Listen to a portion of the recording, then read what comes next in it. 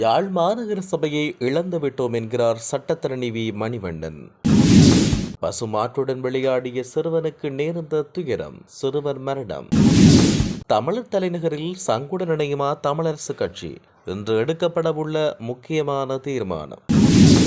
அனுர அரசின் அதிரடி, விரைவில் கைது செய்யப்படவுள்ள உதய கம்பன்பில. அம்பாறையில் இன்றைய தினம் இடம்பெறவுள்ள கவனஈர்ப்பு போராட்டம். யாழில் வீதி புனரமைப்பை தடுத்து நிறுத்திய உபநகர பிதா, அவர் வழங்கியுள்ள விளக்கம். விரைவில் இயங்க உள்ளது யாழ் பொருளாதார மத்திய நிலையம். முன்னாள் ஜனாதிபதிகளுக்கான ஓய்வூதியம் ரத்து. கொழும்பு தேசிய மருத்துவமனையில் சிக்கல் நிலை. இராணுவத்தின் கட்டுப்பாட்டில் இருந்த ஆலயம் யாழில் மக்கள் பாவனைக்காக திறந்து வைப்பு. நாங்கள் யாழ்ப்பாண மாநகர சபையை இழந்துவிட்டோம் என்பதுதான் வெளிப்படையான உண்மை என யாழ் மாநகர சபையின் முன்னாள் முதல்வரும் சட்டத்தரணியுமான வி மணிவண்ணன் தெரிவித்தார். அத்துடன் யாழ் மாநகர சபை என்னை இழந்து விட்டதா இல்லையா என்பதை மக்கள் தான் தீர்மானிக்க வேண்டும் என்றும் அவர் குறிப்பிட்டார். மாநகர சபை இழந்ததில் எங்களுடைய கவனயீனங்களுக்கு அப்பால் நிறைய சதி நடந்திருக்கிறது என்பதே எங்களுடைய கருத்து என அவர் இதன் பொழுது குறிப்பிட்டிருந்தார். பசுமாட்டில் கட்டப்பட்ட கயிற்றில் சிக்கொண்டு சுமார் 800 மீட்டர் தூரம் இழுத்துச் செல்லப்பட்ட 9 வயது சிறுவன் உயிரிழந்த துயர சம்பவம் ஒன்று பதிவாகியுள்ளது. இமாஷ் தேவிது என்ற சிறுவனை இவ்வாறு உயிரிழந்தார். இந்த சிறுவன் அனுராதபுரம் பிகாரா பலகிழம பகுதியில் உள்ள ஒரு பாடசாலையில் 4ஆம் வகுப்பில் கல்வி கற்று வந்தார். நேற்று முன்தினம் மாலை தன்னுடைய சில நண்பர்களோடு பக்கத்து வீட்டில் வளர்க்கப்பட்ட பசுவுடன் சிறுவன் விளையாடிக் கொண்டிருந்தார். இதன் பொழுது பசு அமைதியின்றி சாலையில் ஓடியது. மேலும் பசுவின் கழுத்தில் கட்டப்பட்ட கயிறு சிறுவனின் உடலில் சிக்கிக் கொண்டதாக தெரிவிக்கப்படுகிறது. அப்போது சிறுவன் சுமார் 800 மீட்டர் தூரம் இழுத்துச் செல்லப்பட்டதால் படுகாயமடைந்த நிலையில் அனுராதபுரம் போதனா மருத்துவமனையில் அனுமதிக்க நடவடிக்கை எடுக்கப்பட்டது. சிறுவனின் நிலை மோசமாக இருப்பதால் மருத்துவர்கள் தீவிர சிகிச்சை பிரிவில் அனுமதித்து சிகிச்சையை தொடங்கினர். சிறுவனின் மூளை கடுமையாக சேதமடைந்துள்ளதாக மருத்துவர்கள் தெரிவித்தனர். தீவிர சிகிச்சை பிரிவில் இருந்த சிறுவனுக்கு அறுவை சிகிச்சை செய்யப்பட்டுள்ளது. நேற்று பிற்பகல் 3 மணியளவில் சிறுவன் இறந்துவிட்டதாக மருத்துவர்கள் தெரிவித்துள்ளனர். திருகோணமலை மாவட்டத்தில் உள்ளூராட்சி சபைகளில் ஜனநாயக தமிழ் தேசிய கூட்டமைப்பு ஆட்சி அமைப்பது தொடர்பில் இறுதி முடிவு இன்று எடுக்கப்படும் என அந்த கட்சியின் நாடாளுமன்ற உறுப்பினர் செல்வம் அடைக்கலநாதன் தெரிவித்தார். ஜனநாயக தமிழ் தேசிய கூட்டமைப்பின் திருகோணமலை மாவட்ட உள்ளூராட்சி மன்ற உறுப்பினர்களின் சத்திய பிரமாண நிகழ்வு திருகோணமலை ஈழமக்கள் விடுதலை இயக்கத்தின் அலுவலகத்தில் இடம்பெற்றது. சட்டத்தரணி தேவராஜா தேவசேகர முன்னிலையில் அந்த கட்சியின் உறுப்பினர்கள் சத்திய பிரமாணம் செய்து கொண்டனர். இதன்பொழுது கருத்து வெளியிட்ட செல்வம் அடைக்கலநாதன் திருகோணமலை மாவட்டத்தை பொறுத்தவரை தமிழர்கள் ஆட்சி அமைக்கக்கூடிய பகுதிகளில் ஜனநாயக தமிழ் தேசிய கூட்டமைப்புடன் சேராமல் ஆட்சி அமைக்க முடியாத நிலை ஏற்பட்டுள்ளதாக தெரிவித்தார். அதன் அடிப்படையில் ஆரம்பத்தில் எமது கோரிக்கையை தமிழரசு கட்சியிடம் வைத்த போதிலும் அவர்களிடமிருந்து எந்த பதிலும் பெறப்படவில்லை. அதன் பின்னர் தமிழரசு கட்சியின் திருகோணமலை மாவட்ட நாடாளுமன்ற உறுப்பினர் எம்மை பல தடவைகள் தொடர்பு கொள்ள முயற்சித்ததாக தெரிவிக்கப்படுகிறது. அரசியல் மற்றும் சிவில் உரிமைகள் தொடர்பான சர்வதேச சமவாய சட்டத்தின் கீழ் தம்மை கைது செய்வதற்கான ஏற்பாடுகள் முன்னெடுக்கப்பட்டு வருவதாக முன்னாள் அமைச்சர் உதய கம்பன்பில குற்றம் சுமத்தியுள்ளார். இனவாதத்தை தூண்டும் வகையில் தாம் கருத்துக்களை தெரிவித்ததாக குற்றப்புலனாய்வு திணைக்களத்தில் சில தரப்பினரால் முறைப்பாடு அளிக்கப்பட்டுள்ளமை தொடர்பில் கருத்து வெளியிட்ட போதே அவர் இவ்வாறு குறிப்பிட்டார். அத்துடன் 323 கொள்கலங்கள் விடுவிப்பு விடயத்தில் மோசடி இடம்பெறவில்லை என தெரிவிப்பதற்கு இந்த அரசாங்கம் தங்களுக்கும் ஜனாதிபதிக்கும் நெருக்கமானவர்களை உபயோகித்து வருவதாக அவர் சுட்டிக்காட்டினார். அரசியல் மற்றும் சிவில் உரிமைகள் தொடர்பான சர்வதேச சமவாய சட்டத்தின் கீழ் தம்மை கைது செய்வது குறித்து ஜனாதிபதியுடன் அரசாங்கத்தின் உயர்மட்டத்தினர் ஆலோசித்து வருவதாக அவர் குறிப்பிட்டுள்ளார். வலிந்து காணாமலாக்கப்பட்ட உறவுகள் சங்கத்தின் ஏற்பாட்டில் அம்பாறையில் போராட்டம் ஒன்று முன்னெடுக்கப்பட உள்ளது.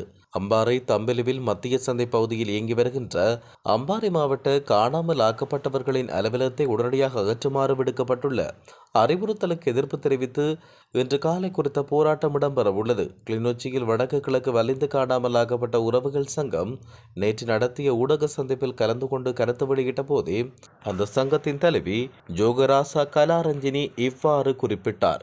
அவர் மேலும் தெரிவிக்கையில், காணாமல் ஆக்கப்பட்ட தங்களின் பிள்ளைகளுக்கு இன்று வரை நீதி கிடைக்கவில்லை.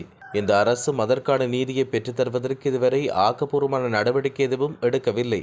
அம்பாறை தம்பிலுவில் மத்திய சந்தை பகுதியில் இயங்கி வருகின்ற அம்பாறை மாவட்ட காணாமல் ஆக்கப்பட்டோரின் அலுவலகத்தை உடனடியாக அகற்றுமாறு அதன் தலைவிக்கு மக்களின் வாக்குகளை பெற்று தவிசாளரான சசிகுமார் என்பவரால் அறிவுறுத்தப்பட்டது. அதற்கு எதிர்ப்பு தெரிவித்து இன்றைய தினம் காலை அம்பாறையில் போராட்டம் ஒன்றை முன்னெடுக்கவிருக்கின்றோம். ஐநா கூட்டத்தொடரில் எங்களுக்கான நீதி பொறிமுறை விடயங்களை வலியுறுத்த வேண்டும். இலங்கைக்கு விஜயம் செய்யும் ஐநா பிரதிநிதியிடம் காணாமல் ஆக்கப்பட்ட உறவுகளை சந்திப்பதுடன் செம்மணி கொக்கு தொடுவாய் மற்றும் மன்னார் புதைக்குழிகளையும் பார்வையிடுவதோடு அது தொடர்பில் அரசாங்கத்துக்கு அழுத்தம் கொடுக்க வேண்டும் என்ற கோரிக்கையும் முன்வைக்க உள்ளோம் என்றும் அவர் இதன் பொழுது தெரிவித்தார். யாழ்ப்பாணம் பொருளாதார மத்திய நிலையம் எதிர்வரும் ஆகஸ்ட் மாதம் முதல் மீண்டும் இயங்க ஆரம்பிக்கும் என கடற்தொழில் நீரியல் மற்றும் கடல் வளங்கள் அமைச்சர் ராமலிங்கம் சந்திரசேகர் தெரிவித்தார். யாழ் மட்டுவிலில் நிர்மாணிக்கப்பட்ட விசேட பொருளாதார மத்திய நிலையம் கடந்த 2022 மார்ச் மாதம் திறந்து வைக்கப்பட்டது. நிர்மாண பணிகளுக்காக 200 மில்லியன் ரூபாய் செலவிடப்பட்டது. எனினும் பொருளாதார மத்திய நிலையத்தின் செயற்பாடுகள் முறையாக முன்னெடுக்கப்படவில்லை. தற்பொழுது அந்த நிலையம் முடங்கி பறவைகளின் கூடாரமாக மாறியுள்ளது. இந்நிலையில் மக்களின் கோரிக்கையின் பிரகாரம் பொருளாதார மத்திய நிலையத்தை மீள ஆரம்பிக்கும் முயற்சிகளில் அமைச்சர் தீவிரமாக இறங்கினார். இதற்கமைய அமைச்சர் பொருளாதார மத்திய நிலையத்துக்கு கண்காணிப்பு பயணம் ஒன்றை மேற்கொண்டார். யாழ்ப்பாணம் சாவகச்சேரி நகரசபை எல்லைக்குள் வீதி அபிவிருத்தி திணைக்களத்தால் மீசாலை அல்லாரை வீதி புனரமைக்கப்பட்டு வருகிறது. இந்த வீதியின் புனரமைப்பின் தரம் தொடர்பிலும் புனரமைப்பின் பொது பின்பற்றப்படுகின்ற நடைமுறை தொடர்பிலும் பொதுமக்களால் பல்வேறு விமர்சனங்கள் முன்வைக்கப்பட்ட நிலையில் நேற்று குறித்த வீதிக்கு சென்ற சாவகச்சேரி உப நகரபிதா கிஷோர் மற்றும் உறுப்பினர் ரமேஷ் ஆகியோர் வீதி புனரமைப்பு பணிகளை பார்வையிட்டதோடு பொதுமக்களோடு கலந்துரையாடினர். இந்நிலையில் வீதி அபிவிருத்தி திணைக்களத்தின் தொழில்நுட்ப உத்தியோகத்தருடன் கலந்துரையாடி அந்த பகுதி மக்களை உள்ளடக்கிய கண்காணிப்பு குழு ஒன்றை உருவாக்கிய பின்னர் வீதி புனரமைப்பு பணிகளை முன்னெடுக்குமாறு வேண்டுகோள் விடுக்கப்பட்டுள்ளது. அதுவரை புனரமைப்பு வேலைகளை நிறுத்தி வைக்குமாறு கேட்டுக் கொள்ளப்பட்டுள்ளது. முன்னாள் ஜனாதிபதிகள் மற்றும் அவர்களின் குடும்பத்தின் ஓய்வூதியம் மற்றும் சிறப்பு சலுகைகளை ரத்து செய்வதற்கான அரசாங்கத்தின் உறுதிமொழியானது நீதி மற்றும் தேசிய ஒருமைப்பாட்டு அமைச்சகத்தின் செயல் திட்டத்திலிருந்து நீக்கப்பட்டுள்ளதாக தென்னிலங்கை ஊடகம் ஒன்று செய்தி வெளியிட்டுள்ளது. தகவல் அறியும் உரிமைச் சட்டத்தின் கீழ் பெறப்பட்ட ஆவணத்தை மேற்கோள் காட்டி இந்த செய்தி வெளியிடப்பட்டது. தேசிய மக்கள் சக்தியின் தேர்தல் அறிக்கையை தேசிய கொள்கை கட்டமைப்பாக ஏற்றுக்கொள்வதற்கு அமைச்சரவை முடிவு எடுக்கப்பட்டதாக ஜனாதிபதியின் செயலாளர் அனைத்து அமைச்சக செயலாளர்களுக்கும் ஒரு சுற்றறிக்கையை வெளியிட்டார். இந்நிலையில் தகவல் அறியும் சுதந்திர சட்டத்தின் கீழ் ஜனாதிபதி செயலகத்துக்கு ஒரு கோரிக்கையை சமர்ப்பித்ததை அடுத்து இந்த தகவல் பெறப்பட்டதாக குறித்த ஊடகம் தெரிவித்துள்ளது. கொழும்பு தேசிய மருத்துவமனையில் மருந்து மற்றும் சத்திர சிகிச்சை உபகரணங்களுக்கு கடும் தட்டுப்பாடு நிலவி வருவதாக சிவில் உரிமையாளர்களுக்கான மருத்துவர்கள் சங்கம் எச்சரிக்கை விடுத்துள்ளது. இது தொடர்பில் சிவில் உரிமையாளர்களுக்கான மருத்துவர்கள் சங்கத்தின் தலைவர் மருத்துவர் சமல் சஞ்சீவ செய்தியாளர் சந்திப்பொன்றை நடத்தி கருத்து வெளியிட்டார். கொழும்பு தேசிய மருத்துவமனையில் மருந்து மற்றும் சத்திர சிகிச்சை உபகரணங்களுக்கு கடும் தட்டுப்பாட்டின் காரணமாக மருத்துவமனையின் நடவடிக்கைகள் பாதிக்கப்பட்டுள்ளதாக அவர் இதன்போது தெரிவித்துள்ளார். மக்களின் வேண்டுகோளுக்கு இணங்க இராணுவத்தின் கட்டுப்பாட்டில் இருந்த பலாலி கிழக்கு அருள்மிகு ஸ்ரீ ராஜராஜேஸ்வரி அம்மன் ஆலயம் பொதுமக்கள் வழிபாடு செய்ய அனுமதி வழங்கப்பட்டுள்ளது. இந்நிலையில் மக்கள் சுதந்திரமாக ஆலயத்துக்கு சென்று வழிபட முடியும் என இராணுவத்தினர் தெரிவித்தனர். அந்த வகையில் அனுமதிக்கப்பட்ட நேற்றைய தினம் நாடாளுமன்ற உறுப்பினர் இளங்குமரன், இராணுவ அதிகாரி உள்ளிட்ட அதிகாரிகள், பொதுமக்கள் என பலரும் ஆலயத்திற்கு விசேட பூஜை வழிபாடுகளில் ஈடுபட்டனர். உள்நாட்டு யுத்தம் காரணமாக மூடப்பட்டிருந்த இந்த ஆலய சூழல் மக்கள் பயன்பாட்டுக்காக தற்பொழுது திறந்து வைக்கப்பட்டுள்ளது. ஆரம்பத்தில் அந்த பகுதி இராணுவ உயர் பாதுகாப்பு வலயமாக காணப்பட்டது. பின்னர் மறைந்த முன்னாள் அமைச்சர் மகேஸ்வரன் இராணுவ தரப்போடு பேச்சுக்களை நடத்தி ஆலயத்திற்கு செல்ல அனுமதி பெற்று பொங்கல் வழிபாடுகள் முன்பு நடைபெற்றன.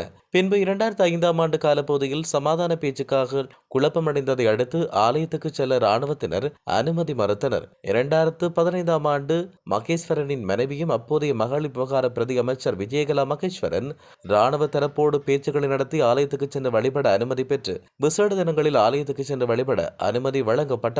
2016ஆம் ஆண்டு செப்டம்பர் மாதம் நவராத்திரி தினத்துக்கு 10 நாட்களுக்கு ஆலயத்துக்கு சென்று வழிபட அனுமதி வழங்கப்பட்டது.